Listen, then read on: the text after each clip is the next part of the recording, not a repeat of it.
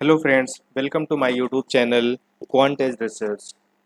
Friends, आज हम बात करने चल रहे हैं कि ऐसे स्टॉक के बारे में जो कि आपको फंडामेंटली और टेक्निकली दोनों ही काफ़ी मतलब स्ट्रॉन्ग नज़र आएंगी और उसको हम कंप्लीट एनालिसिस करने चल रहे हैं। उसका नाम है रेल टेल कॉरपोरेशन। ठीक है दोस्तों, तो चलिए हम रेल टेल कॉरपोरेशन के बारे में पहले थोड़ा सा बात कर लेते हैं। इसके पहले कि हमारे जो भाई हैं वो इस चीज़ को देख रहे हैं, समझ रहे हैं, वो हमारे इस चैनल को सब्सक्राइब प्लीज़ कर दें। और अगर कोई भी प्रॉब्लम होती है तो उसके लिए प्लीज़ अगर कुछ इम्प्रूवमेंट की ज़रूरत है, कुछ और नॉलेज की ज़रूरत है तो उसके लिए प्लीज़ कमेंट भी करें। ठीक है फ्रेंड्स, तो हम बात करने चल रहे हैं RailTel corporation. RailTel corporation एक ऐसी कंपनी है जो गवर्नमेंट के अंडरटेकिंग में है, कम्प्लीटली गवर्नमेंट कंपनी है, जो कि अभी 2021 मई 2021 में अभी इसका लिस्टिंग हुई है एनएससी और बीएससी के अंडर में एक्सचेंजेस में। और ये कम्प्लीटली नई कंपनी है और डेट फ्री कंपनी है। तो इसको मिनी रत्नम भी कहते हैं, जैसे कि आप इसमें पीपीटी में देख रहे होंगे कि ये मिनी रत्नम कंपनी है। और चलिए इसका हम कंप्लीट फंडामेंटल पहले करते हैं, फिर टेक्निकल की बात करते हैं। तो दोस्तों एक साइट है स्क्रीनर, स्क्रीनर पे जाएंगे तो वहाँ पे सारी कंपनियों का लगभग फंडामेंटल दिया होता है। आप कंपनी के साइट पे भी जाके वहाँ के फाइनेंशियल डाउनलोड करके वहाँ से भी फंडामेंटल की एनालिसिस कर सकते हैं। ठीक है दोस्तों, और डिस्क्लेमर के लिए हम आपको बता दें कि ये completely educational and knowledge purpose के लिए है।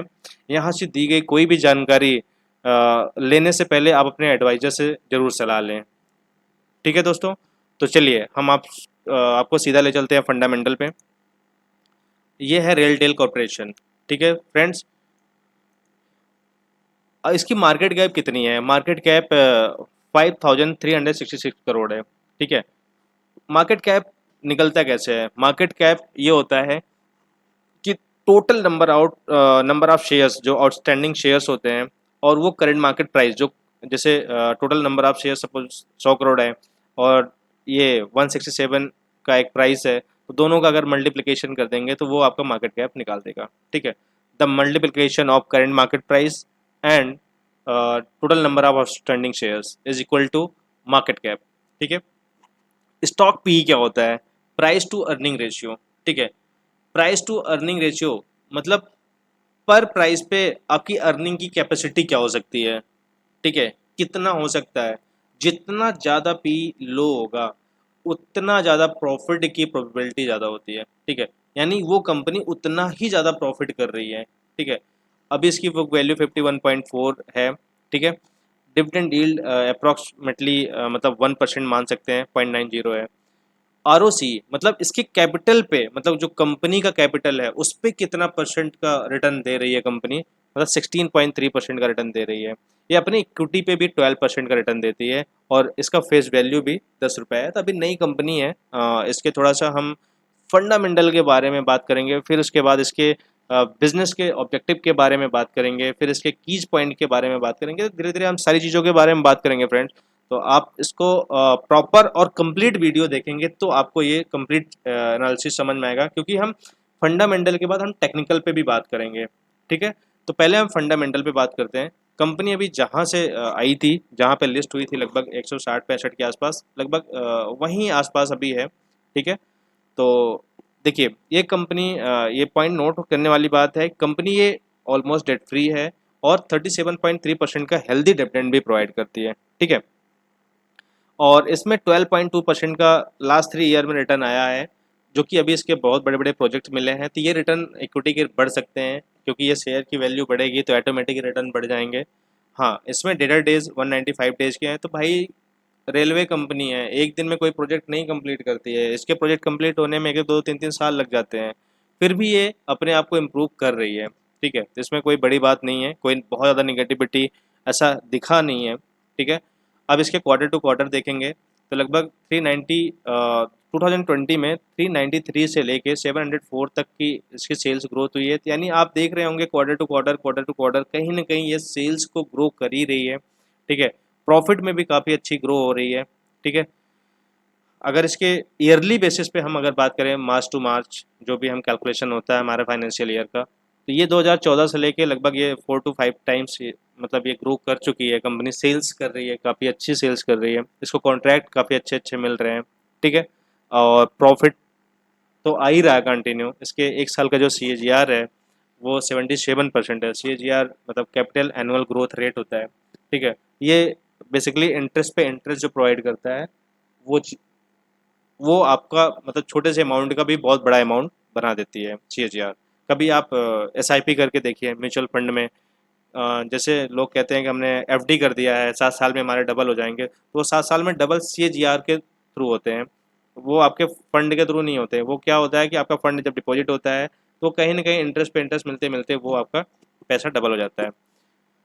अब देखिए फ्रेंड्स, इसमें इनके रिजर्व कितने पड़े हैं, मतलब रिजर्व 1328 करोड़, और इनके पास सिर्फ बोरोइंग 42 करोड़ है।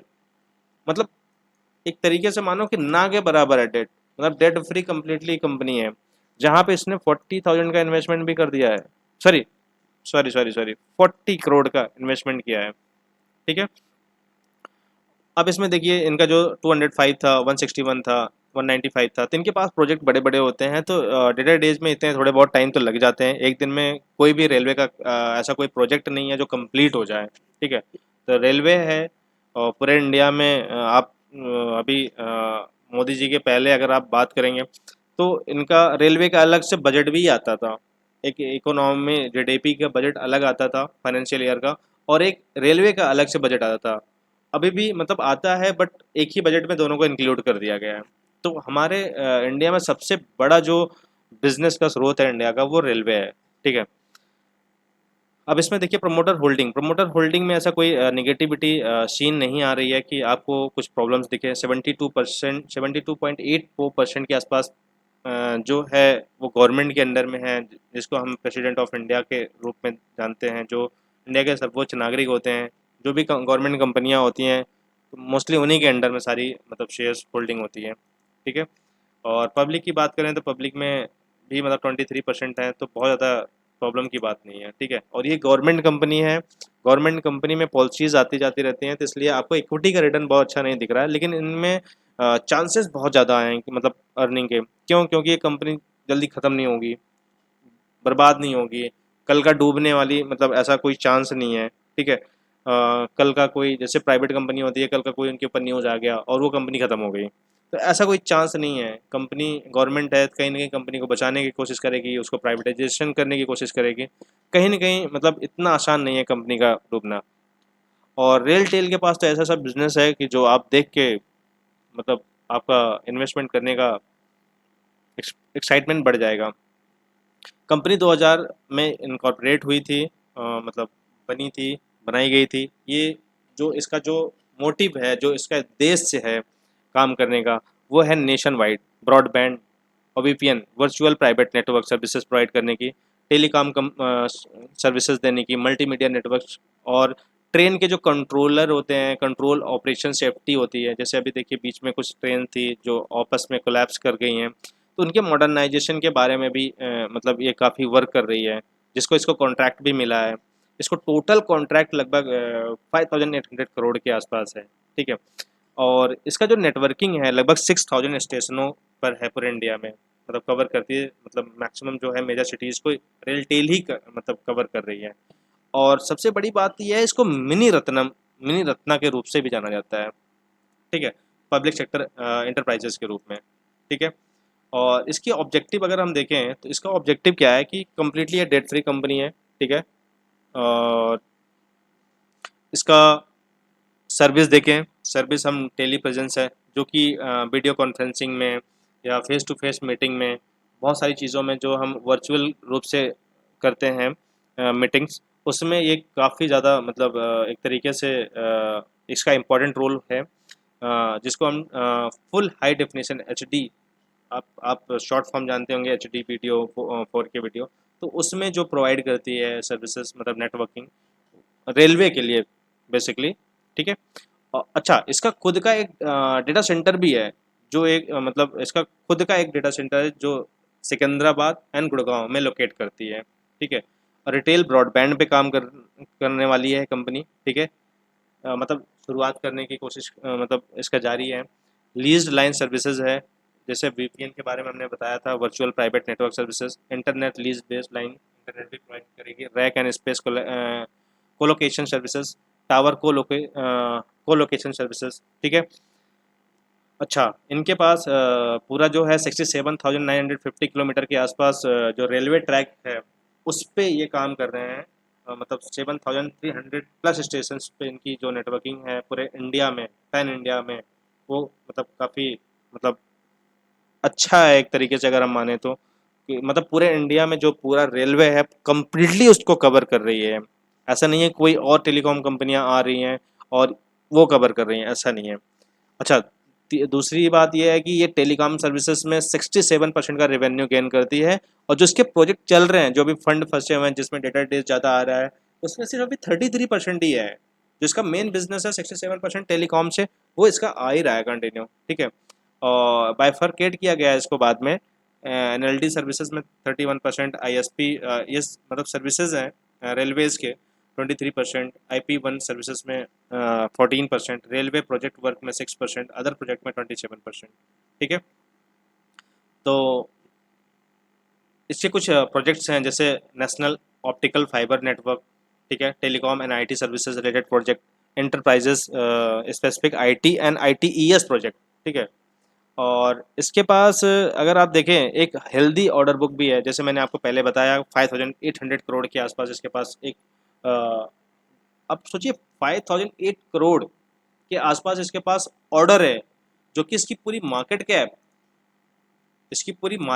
ही 5,300 करोड़ की है। मतलब अपने मार्केट कैप से ज़्यादा तो इसने ऑर्डर इसको मिल चुका है, तो सोचो इसकी ग्रोथ कितनी हो सकती है, ठीक है। इसकी मार्केट कैप 10,000 करोड़ भी हो सकती है आने वाले समय में, समझ गए हमारी बात। तो मार्केट में बहुत सॉरी, इस शेयर में बहुत पोटेंशियल है। तो आप इसके लिए मतलब एक तरीके से इसको वॉच लिस्ट में ऐड कर सकते हैं, इसको एनालाइज कर सकते हैं, इसके फंडामेंटल और देख सकते हैं। बट ये कंपनी बहुत ही अच्छी है, बहुत ही मतलब आपको एक तरीके से अच्छी खासी रिटर्न देने वाली कंपनी बन जाएगी ये। हाँ, इसको लॉन्ग टर्म के लिए रख सकते हैं, इसमें आपको डिविडेंड मिलने के बहुत सारे चांसेस हो जाते हैं, आपको बोनस मिलने के चांसेस हो जाते हैं, क्योंकि गवर्नमेंट कंपनी है और प्रॉफिट शेयर करती ही करती है, ठीक है। इसके बहुत सारे फ्यूचर प्लान्स हैं। अच्छा, हेल्दी ऑर्डर मिला कहाँ से है इसको, जो बुक है वो आपको कोल इंडिया से, ordnance factory board, Indian air force, मतलब ये इंडिया की बड़ी बड़ी कंपनियां हैं जो 5,800 करोड़ के आसपास को एक ऑर्डर मिला है। तो अब ये बताइए, कोई भी एयरफोर्स, कोल इंडिया, ऑर्डिनेंस फैक्ट्री बोर्ड में एक दो दिन में काम नहीं होता। जो 195 डेज का उन्होंने निगेटिव दिखाया है कि इसका निगेटिविटी है, ये ज़्यादा डेटा डेज है, इसका फंड आने में टाइम लगता है, तो भाई प्रोजेक्ट भी तो बड़े बड़े हैं, अब उतना दिन में फंड तो आएगा ही आएगा, इसका कोई बड़ी प्रॉब्लम नहीं है। अच्छा, इसका कुछ फ्यूचर प्लान है जो ये मतलब एक तरीके से काम करना चाहती है सीओडी में, आरडीएन में, वीएसएस में, एज डेटा सेंटर, ठीक है। इसके मतलब ये फ्यूचर प्लान्स हैं, तो फ्यूचर प्लान्स भी इसके बहुत अच्छे अच्छे हैं, और अच्छा गवर्नमेंट कंपनी है तो इसको टेंडर भी अच्छे अच्छे मिलते रहेंगे। तो अब चलते हैं इसके, हम टेक्निकल के बारे में बात करते हैं दोस्तों। तो टेक्निकल में अगर आप देख रहे होंगे तो हमने दो तीन एक इंडिकेटर्स लगाए हैं, और इसमें एक पैटर्न बना हुआ है वीकली पे। अगर आप मंथली पे भी देखेंगे तो मंथली पे भी आपको एक पैटर्न दिखेगा, ठीक है दोस्तों। ये बहुत तगड़ा स्टॉक है। हम आपको बताना चाहेंगे कि इसका जो एनालिसिस हमने इसीलिए करना स्टार्ट किया कि चूंकि आप लोगों के तक ये पहुंचाऊं, और एक गवर्नमेंट कंपनी है और आपको काफ़ी अच्छा रिटर्न, ये ओनली फॉर इन्वेस्टर्स के लिए मैं बातें करना चल रहा हूँ, ट्रेडर के लिए नहीं कर रहा हूँ बेसिकली, क्योंकि ट्रेडर जो हैं वो थोड़े बहुत प्रॉफिट लेके और निकलना चाहते हैं। तो बेसिकली हमारा जो मतलब कहना है वो फॉर इन्वेस्टर्स के लिए है, जो इन्वेस्टर्स हैं उनके लिए काफ़ी फ़ायदेमंद रह सकती है। इसका टारगेट मतलब ये मान के चलिए अगले 2-3 साल में ये डबल कर देगी आपके फंड को, ठीक है। तो ये देखिए, ये एक हेड एंड शोल्डर का पैटर्न बनाई है, हेड एंड शोल्डर का पैटर्न बनाई है, और इस मंथ पूरा का पूरा कम्प्लीटली ब्रेकआउट किया है, ठीक है। तो इसको बेसिकली हम अगर वीकली पे देखें तो ज़्यादा बेटर दिख रहा है, ठीक है। और देखिए वीकली पे कम्प्लीटली ये ब्रेकआउट किया हुआ है, और नेक्स्ट वीक ये ब्रेकआउट किया था, इस वीक भी लगभग नेक्स्ट वीक से 8% का रिटर्न दे रहा है।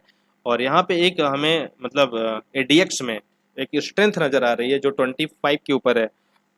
अब दोस्तों अगर आपको नहीं मतलब टेक्निकली थोड़ा बहुत नॉलेज है तो आप मेरे इस चैनल को सब्सक्राइब करिए, जिससे कि हम आपको टेक्निकल और फंडामेंटल दोनों का एक कॉम्बिनेशन पैकेज फ्री में प्रोवाइड करें। ठीक है, जैसे कि आपको भी एक अच्छा नॉलेज हो, आप एक इन्वेस्टमेंट से पैसा बनाएं।